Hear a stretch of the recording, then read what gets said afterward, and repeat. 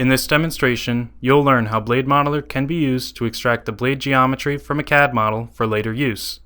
I'll be showing you how to extract the required sketches, how to create a flowpath feature and a CAD import feature, and how to write and run the script file that can be used to recreate the blade geometry. Presented here is the CAD model for a centrifugal compressor.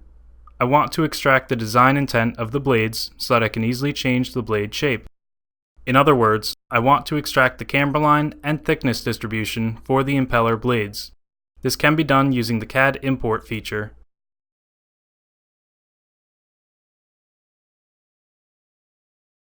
First, I'll rotate my model so that the blade region in the fluid zone is not intersecting the ZX plane. This will prevent me from accidentally cutting out the blade geometry in the next couple of steps. Then, I'll rotate the flow path around the Z-axis using the Revolve tool. This will make it possible for me to create the required sketches.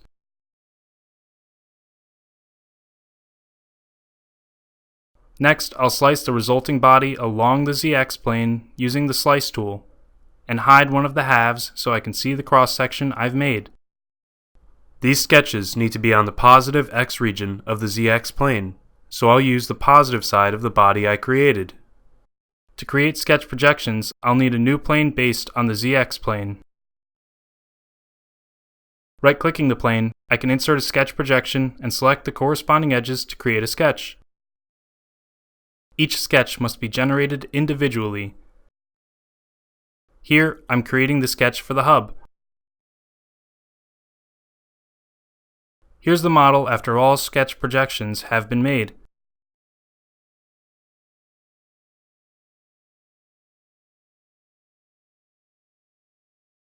Now I have the required sketches to create a flow path. I can select the machine type for later post-processing and set the contours for the hub, shroud, inlet, and outlet.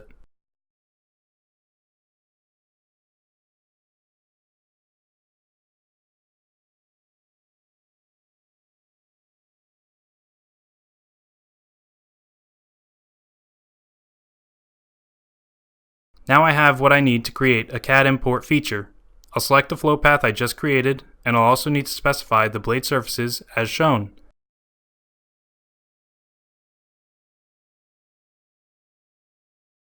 In the CAD import feature, I can specify a number of details about the blade geometry, including number of blade sets, the details of the leading and trailing edges, and camber line simplification details. After specifying the CAD import feature, I'll click Generate. In the auxiliary view, I can compare the generated geometry, indicated by the blue dots, with the original geometry, indicated by the gray dots.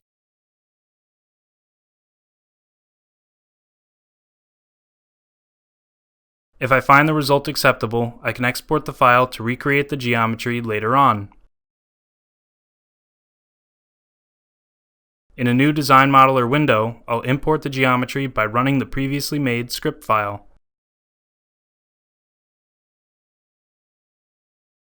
I can now make small edits to the blade geometry by clicking on the newly created CAD Import Blade feature in the tree outline, adjusting points for the angles and thickness, and clicking Generate.